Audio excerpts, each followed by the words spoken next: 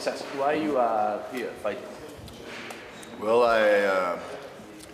I'm an anti-fascist and a communist to begin with, and when I saw what was happening in Kiev with the Maidan and everything like that, I could tell very early on that it was an American-backed and American-directed coup. So I knew that it was going to be another crooked situation like Libya, like Panama, like Syria, like Afghanistan, like Iraq. And really it has been. I mean, you know, they said they were going to bring freedom and democracy to Ukraine, and yet they had an illegal coup. They've had phony votes there in Kiev, and they've brought in genuine fascism. The people that the Donetsk army is fighting, that the Donbass army, Luhansk and Donetsk is fighting, they're genuine Nazis. They're real Heil Hitler Nazis, and they need to be stopped.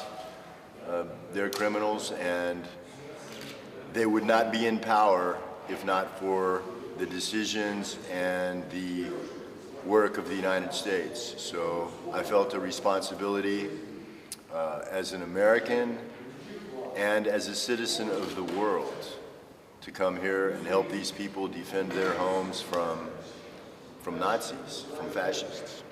And that's why I'm here. What do you think about the USA here in Ukraine? It's a crime. That's all it is. It's a crime. I've been in combat for 4 months. The airport, now at Spartak, every broken window, every burned down house, every dead person, every family that's had to flee to Russia, all the destruction is caused, that's been here is caused by the United States. If the United States had not backed the Nazis and caused the coup, this war would not have happened. And none of the people that have died would have died. None of the people would have been hurt. None of the houses destroyed. I mean, the whole airport is destroyed now. It was a beautiful building, and now it's just garbage. I mean, they'll have to tear the whole thing down before they can build a new one.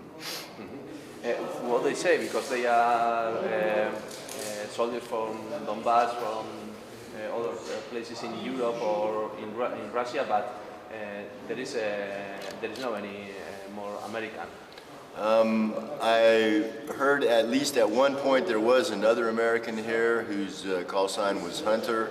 I have not met him, and I don't know if he's still here or not, but I'm staying here until the end. Mm-hmm. And when is going to finish the war? After victory. And when is going to arrive this victory?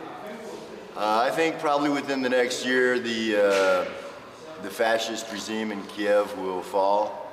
I mean, they're losing the war here in Donbass. We are beating them here. And in Kiev, for the people there, they don't like the conscription. People get their notice to come to the Ukrainian army and they run away to Russia. The people that, that's okay. You know, the people there, their pensions are getting cut. They're, you know, they have to pay more now for gas and heating and everything like that. I mean, everything that's happened in Ukraine since Maidan has only been for the worst. So it's a criminal regime that's made things worse.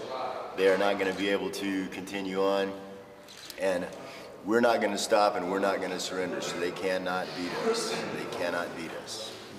When did you arrive here to Donbass? I arrived, I left America in the end of November 2014, and I flew to Rostov. I stayed there for a couple of days. I went to Volgograd, Stalingrad. I went to Mamiev, Kurgan to pay my respects to the heroes of Stalingrad there, and then came back to Rostov and caught the bus from Rostov to Donetsk. I got to Donetsk on the 7th of December, and I joined the battalion Vostok a week later. And how many times here in this position? I've only been in this position for a few days. Before this, I was at several different positions at the airport, including Troika, which was where I went first. December 31st was my first day at the airport. January 1st was my first day of combat. And at Troika, it was very heavy combat. After that, Milnicia, there was a lot of artillery attacks, and now there's been a ceasefire, but apparently the U-Crops don't know it, and they still shoot at us every day. We shoot back. This is Spartak, where we are now, north of the airport. We're making progress. We're pushing the U-Crops back, but it's a pretty hot position. We shoot here every day.